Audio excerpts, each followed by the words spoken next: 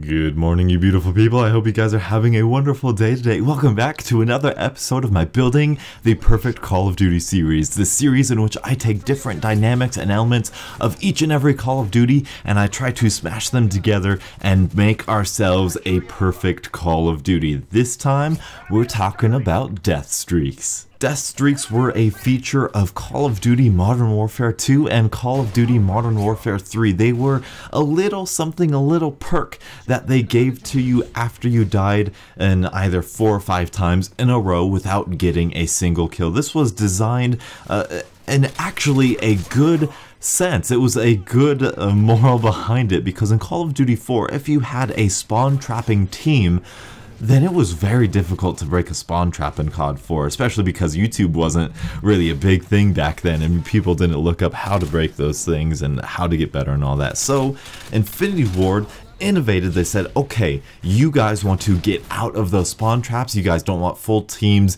just constantly dogging on you this whole game. Alright, we will give you extra health just to get out of there, just to get out of your spawn, just to give you another chance at trying to outsmart them. Now, the soul behind that is pretty good. It's pretty decent. You can kind of understand to a certain extent where they're coming from. And for that reason, I think they have an actual good part in Call of Duty.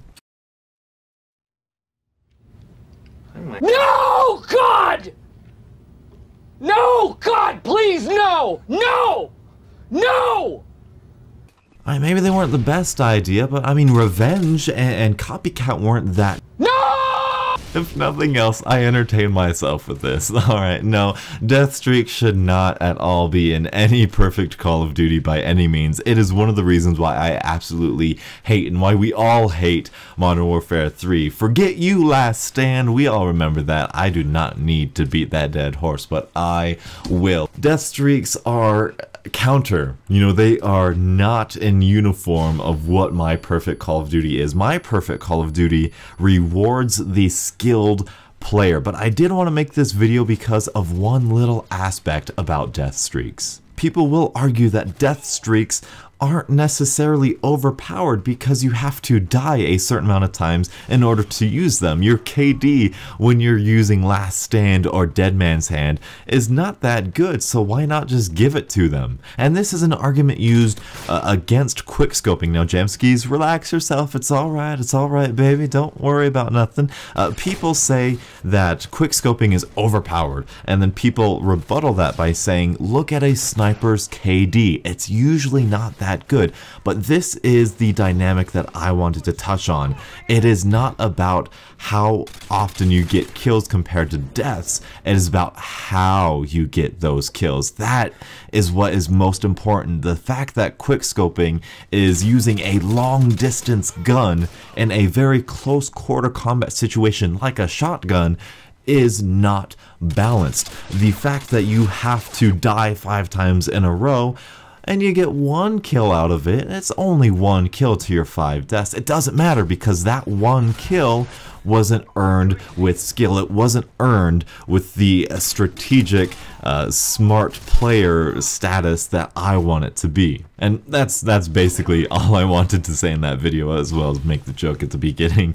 It is not about your KD with something that is supposedly overpowered. It is how you get a kill with that is overpowered. And that was the most enraging thing about death streaks. It is about, oh, I got him, he's dead, he dropped to the ground, what, he exploded, and now he got half a chem strike, you know. And that's why the Predator was overpowered. It wasn't the fact that you couldn't defend against it, it was the fact that you killed somebody and you were punished for it. So in my perfect Call of Duty, and I believe in all of our, at least most of our sane person Call of Duties, we will not have death streaks. It's a great little gesture they made at the beginning. However, now we really need to focus on rewarding skill and smart players. We will get to rewarding those unskilled players later, and that is just in the dynamic of COD because the time to kill is so low. Like I mentioned in the first episode, it's so easy to kill somebody. People with low skill still get a couple kills here and there, you know.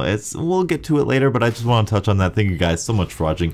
Leave a like if you did enjoy, and until the next absolutely beautiful Call of Duty morning, I'll catch up with you guys later. And as always, have a great day.